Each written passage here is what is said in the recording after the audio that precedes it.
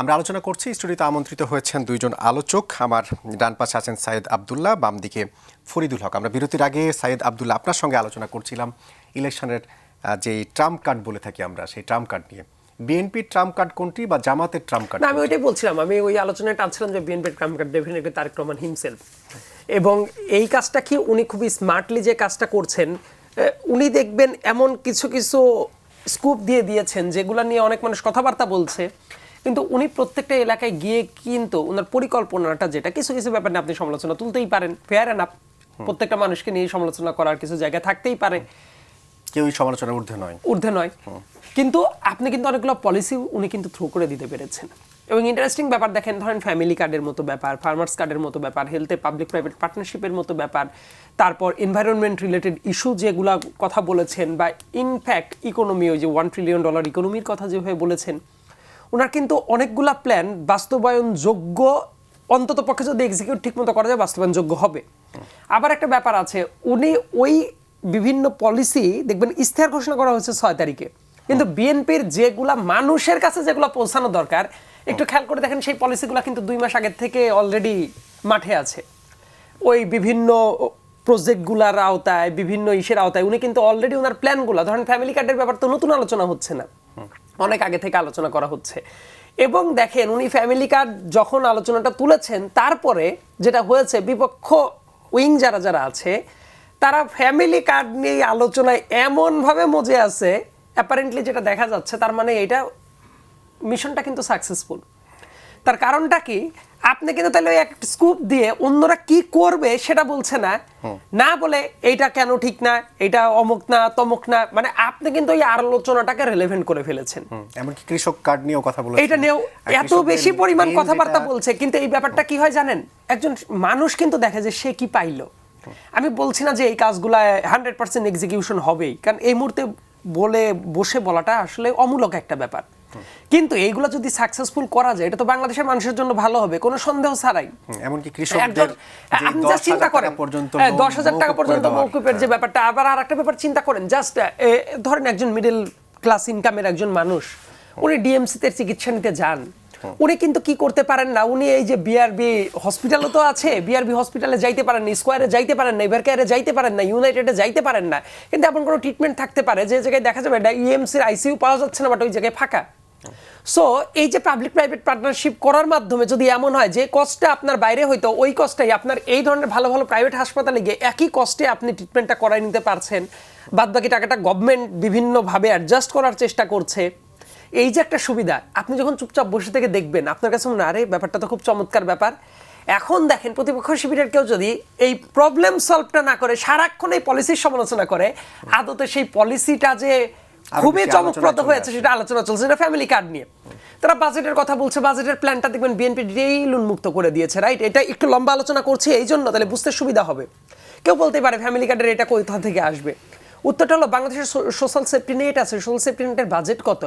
1,17,000 কোটি টাকা। আমি আবার বলছি, এই 2024-25 অর্থ বছরেও 1,17,000 কোটি টাকা সোশ্যাল সেফটি নেটের বাজেট। 140টার মতো সামাজিক সুরক্ষা খাতে প্রজেক্টগুলো আছে, সেই জায়গাগুলো থেকে অনেক অপ্রয়োজনীয় জিনিস আছে, অনেক জায়গায় কাটছাট করার জায়গা আছে। সেটা এসে ধরেন ফ্যামিলি কার্ডের যে ইস্যুটা আছে, লেটসে আপনি কিন্তু সুন্দর মতো এটা কিন্তু ভাগ ভাগ করে বোঝাই দেওয়া যায় যে বাংলাদেশে যদি আপনি মানুষ যে পরিমাণ আছে, এটা যদি ধরেন অনলাইন এভারেজ 4 কোটি পরিবার আছে, যদিও এক্সাক্ট ফিগারটা মিলবে না, তার ভেতরে আপনি একদম লোয়ার স্টার্টার যারা আছে, ধরেন আপনি 50 লাখ ফ্যামিলিকে প্রাথমিক স্তরে প্ল্যান করা হচ্ছে। 50 লাখ ফ্যামিলিকে চিন্তা করে দেখেন, নারীদের নামে যদি ইস্যু করা যায় 2,000 থেকে 2,500 টাকা, অথবা এর সমমূল্যের নিত্য প্রয়োজনীয় দ্রব্য, ধরেন 2,000 করেই ধরলাম, 2,000 করে যদি ধরেন 50 লক্ষ পরিবারকে যদি দেন, এক বছরে একটা পরিবারকে দিতে হয় কত? 24,000 টাকা, রাইট? এইটাকে আপনি 50 লক্ষ দিয়ে গুণন করেন, দেখেন তো ওই 1,17,000 কোটি টাকা সোশ্যাল সেফটি নেটের বাজেট ইন্টারিম গভর্নমেন্ট দিয়েছে, সেটা আরো কত ক্ষুদ্র একটা অংশ। এবং এই কারণে এইটা ফিজিবল তখনই হবে যখন এটা কি লোকাল চেলামুন্ডা, আমি এটা ক্লিয়ারলি বলি, লোকাল চেলামুন্ডা যারা আছে তারা বললো এই আমার পার্টি যে করবে তাকে এই কার্ডটা দেওয়া হবে, টিসিবির কার্ডের মতো, অমুক কার্ডের মতো, তাহলে কিন্তু এটা ব্যর্থ হবে। এই জন্য আমি বলছি প্ল্যানটা সুন্দর, এটা ফিল্ড লেভেলে যেটা করতে হবে অবভিয়াসলি এনআইডি কার্ড পাওয়ার জন্য যেমন কোনো হ্যাসেল পোহাইতে হয় না, নিজের জিনিস নিজেই পাওয়া যায়, এলাকার মেম্বারকে, চেয়ারম্যানকে, বাসের চেয়ে কঞ্চি বড় নেতাকে তার ধর্ণা ধরতে হয় না। এই কাজটা যদি খুবই স্ট্রিক্ট লাইনে করা যায় তাহলে এমনও হইতে পারে, এই টাইপ কাজ কোন জায়গায় ভূমিকা রাখতে পারে জানেন? বেগম খালেদা জিয়া যেভাবে অনেকগুলো কাজ করেছিলেন নারী শিক্ষার ব্যাপারে, অনেকগুলো সোশ্যাল সেফটি নেটের কনসেপ্ট কিন্তু বেগম খালেদা জিয়া কিন্তু খুব চমৎকারভাবে এক্সিকিউটও করেছিলেন, তার বেনিফিশিয়ারি কিন্তু বাংলাদেশের বহু মানুষ। এবং দেখবেন নারীদের শিক্ষার হার যদি বাড়ানোর কথা বলেন বা কোনো কিছু বলেন, বেগম খালেদা জিয়ার নাম আসবেই। সো এইগুলা সাকসেসফুল তখনই হবে যখন এক্সিকিউশনটা ঠিক মতো করা যাবে। যেহেতু এটা আমরা দেখি নাই, আমরা বলবো না, কিন্তু এই যে প্ল্যানটা করা, এই প্ল্যানটা নিয়েই দেখবেন দুনিয়ার সমালোচনা করে উদ্ধার করে ফেলতেছে সারা জীবন। কিন্তু আপনি এই যে সুবিধাটা দেখবেন, নারীকে যখন সুবিধাটা দেওয়া হচ্ছে, নারীর ক্ষমতায়িত কিন্তু হচ্ছে, এটা কে বুঝবে না? যে ঢাকায় হাই এন্ডের কোনো চাকরি করে, কোনো কিছু করে, এটা তারা বুঝবে না, কিন্তু এটা তাদের কাছে ম্যাটার করে। একজন কৃষক সারাদিন এসে ওয়াইফকে ধরুন পেটানো আমি এই অর্থে বোঝাচ্ছি, বাইরের সারাক্ষণ রাগারাগি করে এসে তারা কিন্তু ওয়াইফের পর কড়া বিহেভ করছে, এটাই কিন্তু তাদের একমাত্র কর্তৃত্ব ফলানোর জায়গাটা হয়ে যায়। সো নারী যখন একটা এই জায়গাটা টাকাটা নিয়ে আসতে পারছে অথবা নিত্য প্রয়োজনীয় দ্রব্যটা পাচ্ছে, আলটিমেটলি তার কিন্তু একটা স্ট্যাটাস বেড়ে যাচ্ছে। এমনকি ওই টাকাটা সে যদি সেভ করতে পারে, অন্য জায়গা থেকে সে টাকাটা একটু সেভ করে অন্য কিছু করলো, এটা কিন্তু ক্ষমতায়িত করারও একটা উপায়, শুধুমাত্র এটা হেল্প না। এবং দেখবেন এই প্রজেক্টের বিপরীতে যে পরিমাণ সমালোচনা আছে, তার বিপরীতে অল্টারনেটিভ কি প্রপোজ করছেন সেই ব্যাপারটা কিন্তু ক্লিয়ার করতে পারেন। অর্থাৎ এটা কিন্তু আপনাকে পলিটিক্যাল লেভারেজ অলরেডি দিয়ে দিয়েছে। কোনো পয়েন্ট কি জামাতকেও এগিয়ে রাখতে পারে?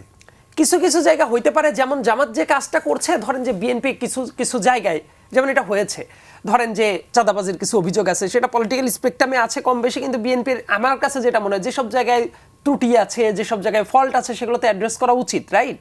কারণ আপনি কোনো সমস্যার সমাধান করতে চাইলে সবার আগে সমস্যাটা যে এক্সিস্ট করে এটা স্বীকার করাটা উচিত। আপনি যদি সমস্যাটা এক্সিস্ট করে এটা স্বীকারই না করেন, তাইলে কিন্তু অনেক কিছু সমাধান করা যাবে না, বিএনপির অনেক হার্ডলাইনে যাইতে হবে। ধরেন জামাত তার ইস্তাহারে কেউ যদি বলে যে সৎলোকের শাসনের দিকে আমরা নিয়ে যাব, দুর্নীতিমুক্ত সমাজ করব, বাট এইটা কোয়ান্টিফাই করার ওয়েটা কি? ভাই আপনি সৎলোকের শাসন চাচ্ছেন, এখন আমি যদি বলি যে সৎলোকের শাসনের মেকানিজমটা কি, আপনি কিন্তু এটা ক্লিয়ার করলেন না। এই পারসেপশন দিয়ে তো আর কি চলে না, রাষ্ট্র তো পারসেপশন দিয়ে অনেক ক্ষেত্রে চলে না। সো আপনার সেটা কি করতে হয়, প্রুভ করতে হয়, রাইট? আবার ধরেন এনসিপি দলটার বিকাশ হওয়াটা খুব বেশি মাত্রায় জরুরি ছিল, আমি ইনফ্যাক্ট এখনো মনে করি এখনো বিকশিত হওয়াটা উচিত বাংলাদেশের স্বার্থেই। কিন্তু এনসিপি যখন জামাতের জোটে চলে গেল, সে যত ভালো ইস্তেহারি দিক, মানুষ জানে আর আসনই তোমরা পাইছো 30টার ভেতরে আবার দেখবেন নরসিংদী বলেন, চট্টগ্রাম বলেন, কিছু জায়গায় জামাত শেষ মুহূর্তে নাটকবাজি করে যে তাকে ঘরের বাইরে বের হইতে দিচ্ছে না, এই কারণে তারা গিয়ে প্রত্যাহারও করে নিল না। এখন ট্রাভেলে পড়ছে, সারার তুষারা ট্রাভেলে পড়ছে এই কাজটা করার জন্য, এখন পর্যন্ত চট্টগ্রামে তারা ট্রাভেলে পড়ছে। এই যে এই কাজগুলো করার পরে ধরেন তারা একটা ইস্তেহার দিল, সেই ইস্তেহারটা দেখার পরে মানুষ কি চিন্তা করবে, ভাই তুমি 30টা আসনে প্রার্থী দিছো, তার ভিতরে অনেক জায়গায় ঘাপলা, এটা হবে না। তাহলে তুমি যদি সরকারই না যাইতে পারো এই 30টা আসন নিয়ে, গেলে তো কোয়ালিশনে যাবা, সেটা জামাতের ইস্তেহার তো আলাদা, সেটার সাথে তার মিল নাই, তাইলে তো এই প্ল্যানটাই এক্সিকিউট করতে পারবে না। কাজে এই জাতীয় পারসেপশনও কিন্তু আছে। আপনি অনেক কিছু করতে বললেন, কিন্তু বলার পরে আপনি এমন কাজটা করলেন যে আপনার অরিজিনাল বেসটা হারিয়ে গেল, এটা ডিজাস্ট্রাস ব্যাপার। জামাতের যেটা আছে, জামাতে যারা ভোট দিবে তারা ভোট দিবেই, এই ধরনের কিছু ফিক্সড ভোটিং প্যানেল আছে, তাদের কোনো প্ল্যান, পরিকল্পনা, ইস্তেহার কোনো কিছু দরকার নাই। আবার জামাত কিন্তু প্রথমবারের মতো যে খোলসের ভেতরে ছিল, এটাও বাস্তবতা, সেই জায়গা থেকে কিন্তু বাইরে বের হয়ে আসার চেষ্টা করেছে অনেক জায়গায়, কারণ অনেক জায়গায় অনেক ভোট বেশিও পাবে। একটা ডেমোক্রেসির জন্য তো যে কেউ একজন গভর্নমেন্টে যাবে, অন্য কেউ চ্যালেঞ্জ করবে, সেই ব্যাপারটা তো হওয়াটা স্বাভাবিক। বিএনপি অনেকগুলো পলিসি থ্রো করেছে, বিএনপির সামনে চ্যালেঞ্জটা হবে উপযুক্ত মানুষদেরকে দিয়ে সে যে জাতির সামনে কমিটমেন্টটা করছে, এই কমিটমেন্টটাকে পাশ করায় নিয়ে আসা। এটা না নিতে আসতে পারলে যদি ক্ষমতায় যাইতে পারে জনগণের ভোটে, তাইলে যেটা হবে পরের 5 বছর পরে তার ডিজাস্টার ফেস করতে হবে। এবং ওই যে বাংলাদেশের পলিটিক্যাল স্পেকট্রামে তখন দেখা যাবে অন্য কোনো দলকে আবার ক্ষমতায় যাওয়ার মতো বড় হয়ে যাইতে পারলো কিনা। যদি এটা না যায়, তাহলে অবধারিতভাবে আপনি মুখতে বলবেন ফ্যাসিস্ট তার আইসি, ফ্যাসিস্টরা আসতে পারবে না, কোনো জায়গায় আসলে ফাঁকা থাকে না। আলটিমেটলি যেটা হয়, কেউ না কাউকে দিয়ে এটা ভরাট হয়ে যায়। সো আমি যেটা মনে করি যে এই টাইপ সংকট যাতে না আসে, এই ব্যাপারে খুবই সচেতন থাকা দরকার। বিএনপির সামনে একটা অগ্নি পরীক্ষা আছে, তার যে প্ল্যানগুলো আছে এই প্ল্যানগুলো এক্সিকিউট করতেই হবে, এর কোনো বিকল্প নাই। একই সাথে জামাত বলেন, এনসিপি বলেন, তাদের প্ল্যান আছে, কিন্তু সেটা এক্সিকিউট কিভাবে করবে আমার কাছে মনে হচ্ছে ফিক্সড মেকানিজমটা কম করেছে জামাতের জায়গাটা।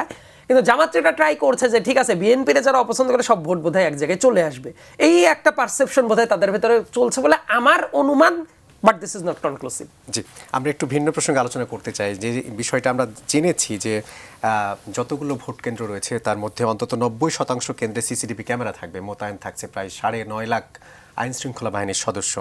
এই যে এত বেশি বা এত বিপুল পরিমাণ, নির্বাচন কমিশন নিজেও বলছে এর আগে কখনো ডিপ্লয় করা হয়নি। তাহলে এই যে যেটা সিসিটিভি ক্যামেরা, আইন শৃঙ্খলা বাহিনীর সদস্য, এইটা কি আসলে নির্বাচনকে নির্বিঘ্ন করতে বা ভোটাধিকার প্রয়োগের ক্ষেত্রে শেষ পর্যন্ত ফলাফল পর্যন্ত চূড়ান্ত করতে কতটা ভূমিকা রাখতে পারে? না, এটা পজিটিভলি তো খুব ভালো ভূমিকা রাখার কথা যদি পুরো জিনিসটা এক্সিকিউট করা যায়। এখন এক্সিকিউশনের ব্যাপারে প্রশাসন এবং দায়িত্বপ্রাপ্ত যারা মানে নির্দিষ্ট সংস্থাগুলো আছে তারা কতটুকু প্রথমত আন্তরিক, দ্বিতীয়ত তাদের এক্সিকিউট করার মতো সক্ষমতা কতটুকু আছে, এইটা তো মানে কার্যকলাপে গেলেই বোঝা যাবে। এর আগে বোঝা তো মুশকিল। কারণ একটা সংকট আছে যে নির্বাচন কমিশন সহ এই প্রশাসনের ভোট করার অভিজ্ঞতা তো নেই, রিয়েলি ভোট করার অভিজ্ঞতা নেই। যেটা আছে প্রশাসনের পুরনো কেউ কেউ যদি থেকে থাকে, এত বড় প্রশাসন কে কোথায় ছিল সবটা তো খুঁজে বের করাও কঠিন। প্রশাসনের কেউ কেউ যদি পূর্ববর্তী দায়িত্বে থেকে থাকে তাহলে তারা ওইদার এই কি বলে যে ডামি ভোট অথবা রাতের ভোট করার অভিজ্ঞতা আছে, এছাড়া তো তাদের অভিজ্ঞতা থাকার কথা না। আর এর বাইরে নতুন যারা আছে তাদের একদমই নির্বাচন করার কোনো অভিজ্ঞতা নেই। তো সেই জায়গা থেকে এত বড় কর্মযজ্ঞ তারা কতটুকু শেষ পর্যন্ত এক্সিকিউট করতে পারবেন সেটার একটা কি বলে যে একটু রয়ে গেছে, সন্দেহ রয়ে গেছে। কিন্তু আমি যেটা মনে করি সেটা হচ্ছে যে প্রশাসনের যে বাহিনী কিংবা যে সিসিটিভি কি যাই বলেন আপনি, যে সার্ভিলেন্স যেটাই বলেন, এইগুলোর পরও মানুষের বাহিনী এবং মানুষের সার্ভিলেন্স হচ্ছে যে সবার উপরে। এটা থাকলে বাকিগুলো আসলে না থাকলেও কোনো সমস্যা নেই, কিন্তু তারপরে থাকা দরকার। আমরা যেটা সচরাচর দেখে থাকি, যেখানে সিসিটিভি থাকে কিংবা সার্ভিলেন্স থাকে তখন লোকজন একটু নড়ে চড়ে বসে। হ্যাঁ, নিশ্চয়ই। সেই সতর্কতার জায়গা থেকে মানুষ কি মানে যেই ভায়োলেন্সের সংখ্যা করা হচ্ছে কিংবা অনিয়মের সংখ্যা করা হচ্ছে সেগুলো কি কম হতে পারে? না, ভায়োলেন্সের ব্যাপারটা যেটা হয়েছে যে এটা মানে যে যতটুকু ঘটনা ঘটেছে, যাদের প্রাণহানি হয়েছে কিংবা যারা বিভিন্নভাবে আহত হয়েছেন, এটা অবশ্যই দুঃখজনক, এটা তো কষ্টকর। ধরেন একজন মানুষও যদি মারা যায় তার পরিবারের জন্য তো আসলে পরিবারটাই মারা গেছে, এরকম একটা পরিস্থিতিও তৈরি হয় অনেক জায়গাতে, সেটা দুঃখজনক। কিন্তু অন্য যে কোনো নির্বাচনের সাথে যদি আপনি তুলনা করেন, ভায়োলেন্সের মাত্রা অনেক কম। এটা কিন্তু আমাদেরকে বাস্তবতাটা মানতে হবে। অন্য যে কোনো নির্বাচনের তুলনায় ভায়োলেন্সের মাত্রা অনেক কম, মানে এটা খুবই কম, মানে পার্সেন্টেজ একদমই অনেক কম। এইটা একটা ব্যাপার। আরটা হচ্ছে যে অনিয়মের ব্যাপারটা আমার কাছে যেটা মনে হয়েছে যে মানুষ যেভাবে অ্যাক্টিভ আছে, মানুষ যেভাবে খুব অ্যাক্টিভলি ভোট দিতে যাবে, মিডিয়া যেভাবে অ্যাক্টিভ আছে, মিডিয়া যদি মানে শেষ পর্যন্ত নিরপেক্ষ থাকে এবং যেইভাবে মাঝখানে একটা সংকট তৈরি করার চেষ্টা করা হয়েছিল মোবাইল ফোন বন্ধ করে দিয়ে, আবার এটা যেহেতু কি বলে যে ঠিক করা হয়েছে, মোবাইল ফোন থাকতেছে। এখন ধরেন মনে করেন যে 12 কোটি ভোটারের দেখবেন যে কয়েক কোটি মোবাইল ফোন ভোট কেন্দ্রগুলোর আশেপাশে রেডি থাকবে, ইন্টারনেট আছে। সো অনিয়ম করাটা এত ইজি হবে না। আর হচ্ছে যে কেন্দ্রে কেন্দ্রে ফলাফল ঘোষণা হবে, সেই ফলাফল আপনি পাল্টে দিবেন, এইটা করাটা ডিফিকাল্ট। আরেকটা ব্যাপার আপনি খেয়াল করেন, ধরেন একটা কেন্দ্রে 1,500 ভোট আছে, 1,500 টোটাল ভোটার আছে, তো ধরেন ওইখানে 1200 ভোট কাস্ট হবে কিংবা ধরেন 1300 ভোট কাস্ট হবে। তো ভোটাররা তো জানে যে সে আসলে কাকে ভোট দিচ্ছে, এটা কিন্তু দিনের মধ্যে টের পাওয়া যায়, দুপুর হতে হতেই বুঝতে পারে যে এই কেন্দ্রে কারা এগিয়ে আছে। এখন ওইখানে যদি অন্য কিছু ঘটে, অন্য কিছু যদি ঘটতে যায়, মানে ভোটকে ভেতর থেকে রিগিং করার চেষ্টা করা হয়, তখন ওইখানকার মানুষ কিন্তু মানে প্রধান বাধা হয়ে দাঁড়ায়।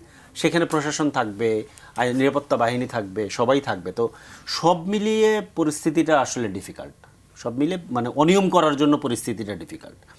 তো এরপরেও যদি করতে পারে কেউ, এরপরেও যদি কেউ করে কিংবা করার চেষ্টা করে, প্রথমত হচ্ছে করতে পারার কথা না, করতে গেলে বড় বিপদে পড়বে। আর করতে গেলে সেটা আমরা খুব দ্রুত জেনে যাব, খুব দ্রুত জেনে যাব। যেমন 5 মিনিটের মধ্যে, কালকে সকাল 10টা বাজে যদি একদম ধরেন বাংলাদেশের প্রত্যন্ত এলাকা, ধরেন সাতক্ষীরার একটা প্রত্যন্ত কেন্দ্রে ধরেন কোনো একটা প্রবলেম হচ্ছে, আপনি দেখবেন যে ওই দিনে মিনিট কিংবা ওই দিনের সেকেন্ড সারা বাংলাদেশের মানুষ এটা মোবাইলে চলে আসবে। সো এটা করাটা ডিফিকাল্ট হবে। তো এর বাইরেও যদি কেউ করতে চায় তাহলে তাদের জন্য এটা আমি মনে করি ঝুঁকিপূর্ণ, তাদের সতর্ক হওয়া উচিত। আর যদি এরপরেও করে ফেলে তাইলে হয়তো বা এমন কোনো প্রযুক্তি কিংবা এমন কোনো কিছু, মানে আমি যেটা বুঝি এমন কিছু তৈরি করা হয়েছে যেটা আমরা জানি না। জি, এর বাইরে যদি কোনো অনিয়ম বিএনপি করার সুযোগ মহাসচিব থাকে। মির্জা ফখরুল ইসলাম আলমগীর তিনি গতকালকে একটি মন্তব্য করেছেন, ইলেকশন ইঞ্জিনিয়ারিং এর কোনো শঙ্কা তিনি করছেন না। ভূমিধ্বস জয় পাবে বিএনপি, একক সংখ্যাগরিষ্ঠতার দিক দিয়ে অনেক বেশি তারা আসন পাবে। তাদের এই বিশ্লেষণকে আপনারা কিভাবে দেখছেন? ইলেকশন ইঞ্জিনিয়ারিং ব্যাপারটা আমি যেটা বললাম যে আমি আসলে ওইভাবে এখন পর্যন্ত তেমন বড় কোনো ব্যাপার দেখিনি। যেটা হচ্ছে যে ইঞ্জিনিয়ারিং যে জিনিসটা সেটা আমি যেটা বুঝি সেটা হচ্ছে যে ইঞ্জিনিয়ারিং এরকম যে আপনি এমনভাবে নির্বাচনের ফলকে ম্যানিপুলেট করলেন যেটা আসলে অন্যরা ঠিক বুঝতে পারলো না, দ্যাট ইজ ইঞ্জিনিয়ারিং। কিন্তু আপনি যদি এমন কিছু করেন যেটা অন্যরা বুঝতে পারতেছে, ধরা পড়ে যাচ্ছে, ওটা ইঞ্জিনিয়ারিং না, ওইটা আসলে ধরেন রিগিং করার চেষ্টা করা। সো রিগিং ধরা পড়ে যাবে, এটা আমি কিন্তু আলাপ করলাম। আর ইঞ্জিনিয়ারিং যদি এমন কোনো পদ্ধতি কিংবা টেকনোলজি আবিষ্কার হয়ে থাকে যেটা আমি এখন পর্যন্ত জানি না, যেটা করে ফেলবে বাংলাদেশের ধরেন এই যে 12 কোটি ভোটার, 20 কোটি মানুষ কিংবা 18 কোটি মানুষ বুঝতে পারবে না, এবং সারা পৃথিবীর পর্যবেক্ষকরা এখানে আছেন তারা বুঝতে পারবে না, এরকম যদি করে ফেলে তাহলে তো একটা বিরাট বড় ব্যাপার। তো সেটা একটা ডিফারেন্ট জিনিস। আর উনি কি বলে যে কম্পিটিটিভ একটা জোটের দ্বিতীয় প্রধান ব্যক্তি, তো উনি তো স্বাভাবিকভাবে ভূমিধস বিজয়ের আশা করবেন, এটা তো খুব স্বাভাবিক। কিন্তু আমিও তো বললাম যে আমরাও তো আশা করছি যে আমাদের ক্যালকুলেশন হচ্ছে যে এবার অনেকগুলো পজিটিভ সাইন আছে কিংবা অনেকগুলো পজিটিভ জিনিস আছে, এবং আমি মনে করি যে বিএনপি অনেকগুলো ভুল করছে, যেই ভুলের খেসারত তাদেরকে ভোটে দিতে হতে পারে। অনেকগুলো ভুল বিএনপি করেছে। তো সেই জায়গা থেকে যেভাবে উনি ভূমিধস বিজয়ের আশা করছেন আমি এটার সাথে একমত নই। আমি মনে করি যে বরঞ্চ 11 দলীয় জোটই এগিয়ে আছে নির্বাচনে। কারণ বাংলাদেশের মানুষের একটা জিনিস যেটা হয়েছে যে মানুষ, এটা ঠিক আছে যে অনেক অভিযোগ আছে, পাল্টা অভিযোগ আছে, কিন্তু তারপরও মানুষের এই জায়গাটা কিন্তু আছে, মানুষ এইভাবে ভাবছে যে আচ্ছা অনেক তো দেখছি, একটা নতুন কাউকে দিয়ে দেখি। এটা তো সত্য, ধরেন অনেক সমালোচনার পরেও সব কিছুর পরে জামাত ইসলামী আসলে এককভাবে কখনো সরকার গঠন করেনি কিংবা তার নেতৃত্বে সরকার গঠন হয়নি। পাশাপাশি এনসিপি এসছে, এনসিপির ধরেন মানে নতুনদের ভোট এনসিপির দিকে আসবে, এটার একটা বড় সম্ভাবনা কিন্তু তৈরি হয়েছে। এখন জোট করার মধ্য দিয়ে এটা আবার একটা ধাক্কা খেয়েছে, এটাও সত্য। কিন্তু তারপরও এই ভোটটা কোন দিকে যাবে এটা আমরা জানি না। এটার সংখ্যা কিন্তু একেবারে কম না, এটা সংখ্যা সো অনেকগুলো মানে নতুন ইকুয়েশন তৈরি হয়েছে। তো এর মধ্য দিয়ে আমিও এখন পর্যন্ত আশাবাদী যে কোনো কিছুই ঘটতে পারে। ল্যান্ডস্লাইড ভিক্টরি আমার মতে হচ্ছে না, আমি যতটুকু বুঝছি। যদি বিএনপি কোনো কারণে সংখ্যাগরিষ্ঠতা পায়ও সেটা খুব ক্লোজ হবে, দুই জোটের মধ্যেই এটা খুব ক্লোজ হওয়ার সম্ভাবনা বেশি, এটা আমার কাছে মনে হচ্ছে। আপনি বিএনপি কয়েকটা ভুলের কথা বলছিলেন যে কারণে খেসারত দিতে হতে পারে, তুই একটা পয়েন্ট কি ছোট করে আমি যোগ বললাম করতে যে পারেন? মানে প্রার্থী সিলেকশনের ক্ষেত্রে তারা এই জায়গাতে যে ভুলগুলো করেছে, এইটা তাদেরকে মনে হচ্ছে যে তারা ওই পুরনোভাবেই রাজনীতিটা করতে চায়, এটা একটা তাদের বড় ভুলের জায়গা। দ্বিতীয়ত হচ্ছে যে কি বলে যে ইশতেহার প্রশ্নে কিংবা একটা জিনিস সাইদ আব্দুল্লাহ বললেন যে কার্ড প্রশ্নটাকে, এটা সত্য, এটা একটা ভালো অ্যাঙ্গেল যে এটাকে ব্যাপকভাবে আলোচিত করে কার্ডটাকে একটা প্রধান আলোচিত বিষয় বানিয়ে ফেলা, এটা ঠিক আছে।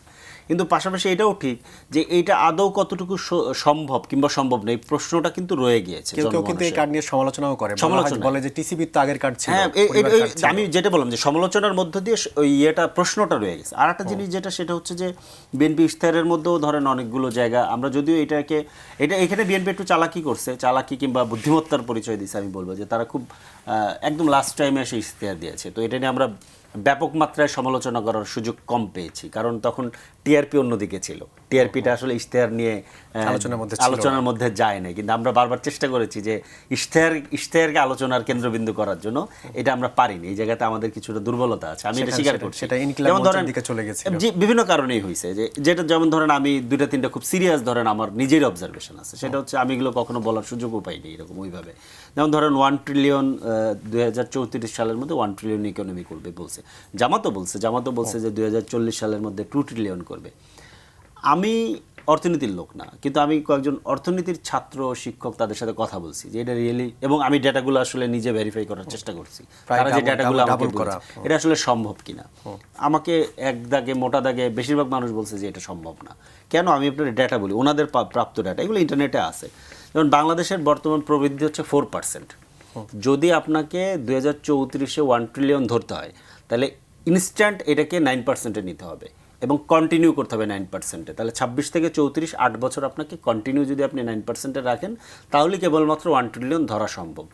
ইন্টারেস্টিং ব্যাপার হচ্ছে পৃথিবীতে কখনো কোথাও কারো এইরকম মানে লম্বা টাইমের জন্য প্রবৃদ্ধি 9% ছিল না, একটানা প্রবৃদ্ধি ছিল না, এক্সেপ্ট একবার এই ঘটনাটা ঘটেছিল 2002 থেকে 2011 পর্যন্ত চায়নাতে, ওদের 9.5 এর মতো একটা টানা প্রবৃদ্ধি ছিল। আমরা আলোচনা জনাব ফরিদ, আপনার সাথে বিরতির আগে আমরা একটা আলোচনা করছিলাম যে আপনি বলছিলেন যে বিএনপির কিছু ভুল আছে যেটার জন্য খেসারত দিতে হতে পারে, আপনি দু একটা পয়েন্ট বলছিলেন, আসলেই কি এরকম কিছু ঘটতে পারে? এটা ধরেন মানে আমি যেটা বললাম যে ওনারা আবার ভুল করলেও কিছু জায়গায় লেভারেজ পেয়েছেন, যেমন ধরেন ইশতেহার নিয়ে আমরা ব্যাপকভাবে আলোচনা করার সুযোগ পাইনি, শেষ মুহূর্তে এসে ইশতেহার দিয়েছেন। তো আমরা এই আলোচনা, যেমন আমি এই কি বলে ওনাদের যে 2034 সালে 1 ট্রিলিয়ন অর্থনীতিতে পৌঁছানোর যে ব্যাপারটা, এটার মধ্যে একটা বড় ফাঁপা অংশ আমার কাছে মনে হয়েছে, যে ধরেন আপনি 4% থেকে রাতারাতি এটাকে 9% করতে পারবেন না, হ্যাঁ, এবং 9% করে আবার এটাকে ধরে রাখা, দেন হচ্ছে গিয়ে আপনি ওই টার্গেটটা পৌঁছাতে পারবেন, এতটুকু আমি যতটুকু ইনফরমেশন পেয়েছি। সো এখানে একটা বড় ফাঁপা ব্যাপার আছে। জামায়াতও একই ধরনের কাজ করেছে, জামায়াতও যেটা দিয়েছে 2040 সালের মধ্যে, সো ওই জায়গাটাও ধরেন পৌঁছানো ওই একই কন্ডিশনের কারণে এটা পসিবল না, ওইটা আরও বেশি ইম্পসিবল। কেন? কারণ হচ্ছে তাহলে আপনাকে 9% ধরে একদম 40 সাল পর্যন্ত যেতে পারতে হবে, তাহলে এই 2 ট্রিলিয়নে যাবেন, এছাড়া হবে না। আরেকটা ব্যাপার, বিএনপি ধরেন মানে সবচেয়ে গুরুত্বপূর্ণ যে জায়গাটা, সেই জায়গাটাতে বিএনপি কি বলবো, যে বিএনপির জায়গা থেকে আপনি যদি বলেন বিএনপি কম্প্রোমাইজ করে নাই বিএনপির জায়গা থেকে, কিন্তু কম্প্রোমাইজ না করলে আবার আরেকটা যে আমাদের জায়গা থেকে যেটা, সেটা হচ্ছে যে বিএনপি আমাদের আকাঙ্ক্ষার সাথে যায়নি, বিএনপি তাদের কথা গো ধরে বসে আছে, যেটা হচ্ছে সংস্কার প্রশ্ন। বিএনপির ইশতেহারে সংস্কার প্রশ্নে যে অবস্থানটা নিয়েছে, বিএনপি প্রথমেও যেটা বলেছিল এখনও সেটাই বলছে, ইভেন জুলাই সনদে স্বাক্ষর করার পরেও তারা সেটা বলছে।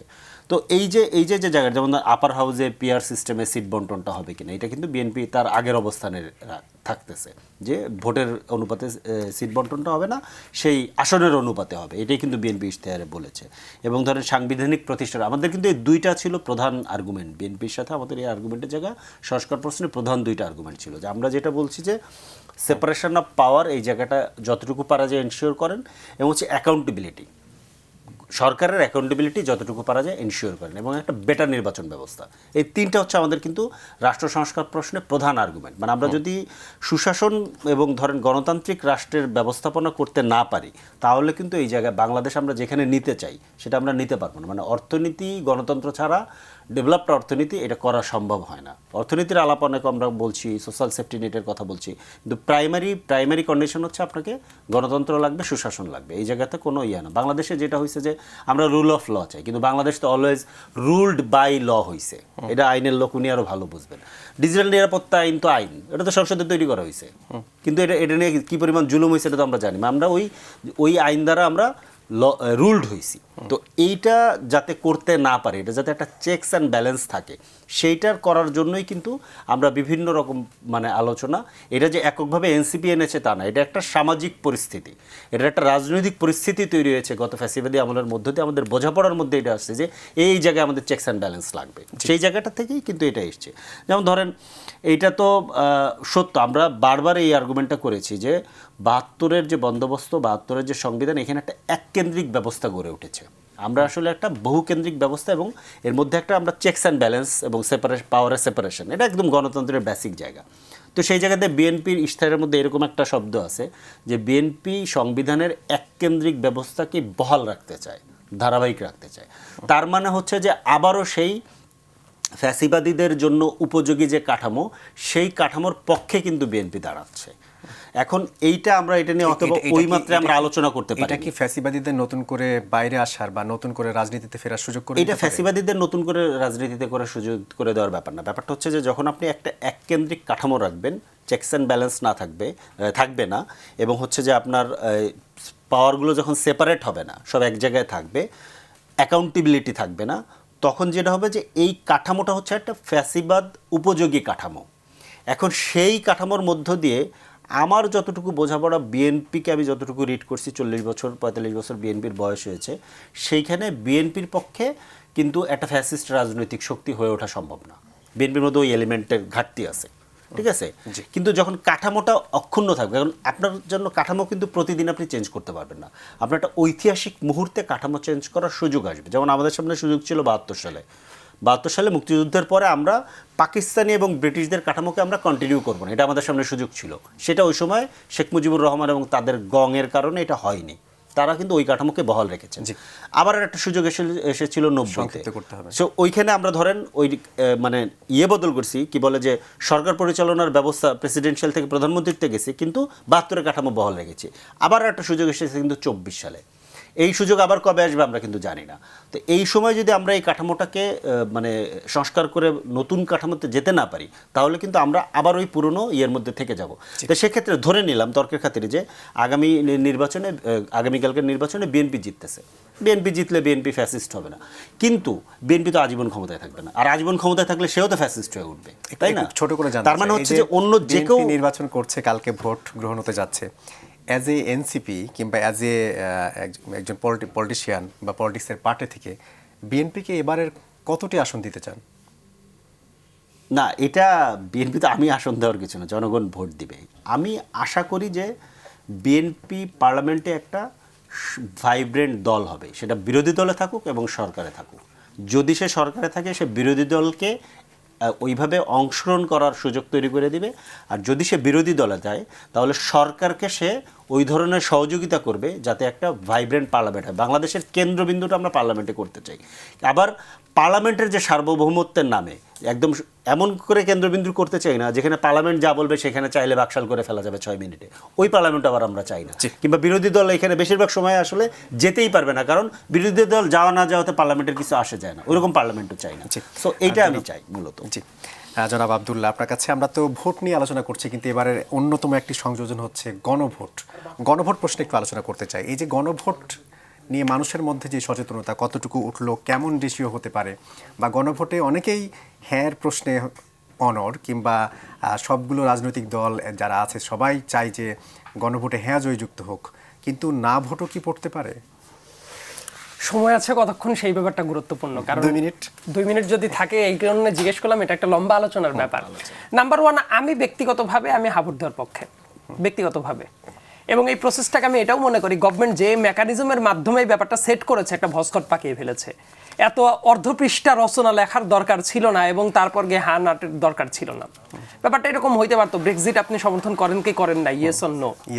জিয়াউর রহমান অনুসৃত নীতিগুলো আপনি সমর্থন করেন কি করেন না, হ্যাঁ বা নো। অততম সংশোধনের যেসব সংশোধনী করা হচ্ছে সংবিধানে, সেটা আপনি সমর্থন করেন কি করেন না, হ্যাঁ বা নো। কিন্তু হ্যাঁ বা না, তো এই কাজগুলো না করে আপনি এত অর্ধপৃষ্ঠা রচনা লিখে, ব্যাপারটা হলো বাংলাদেশের অশিক্ষিত মানুষদের কথা বাদ দেন, অনেক শিক্ষিত মানুষকে পড়ে বুঝাই দিতে বলেন, তারাও ভস্কট পাকায় ফেলবে। আবার এই আর্গুমেন্টও আছে, কেউ তুলছে যে 4টার ভেতরে আমি 3টাতে একমত, 1টাতে একমত, আমি কি করব? 2টাতে একমত, 2টাতে একমত, আমি কি করব? সো প্রসেসটা যেটা, সেই প্রসেসটা আমার কাছে মনে হচ্ছে যথেষ্ট পরিমাণ জটিল করা হয়েছে। এটা কোনোই দরকার ছিল না, আরো সিম্পলিফাইড করাটা দরকার ছিল। হ্যাঁ হইলে ওকে, কিন্তু কেউ যদি মনে করে যে না ভোটও অবশ্যই অনেক জায়গায় পড়তেও পারে, এটা আপনি বাধা ধরা নিয়ম করে দিতে পারেন না। কিন্তু না মানেই বাংলাদেশে কোনো কিছু চেঞ্জ হবে না, কোনো কিছু, আমি এটা মনে করি না। কারণ অনেক কিছু ন্যাচারাল প্রসেসেই সংস্কার হইতেই হবে। জড়তা যদি থাকে, বাংলাদেশের ভবিষ্যতে এক্সওয়াইজেড যেই ক্ষমতায় থাকে, সেটা খুব ভালো কিছু। অসংখ্য ধন্যবাদ আপনাদের দুজনকে আজকে প্রাণবন্ত আলোচনায় অংশ নেওয়ার জন্য। ধন্যবাদ। দর্শক, বিআরবি কেবলস ইলেকশন এক্সপ্রেস অনুষ্ঠান এখনকার মতো এ পর্যন্তই। ভালো থাকবেন সবাই, শুভ দুপুর।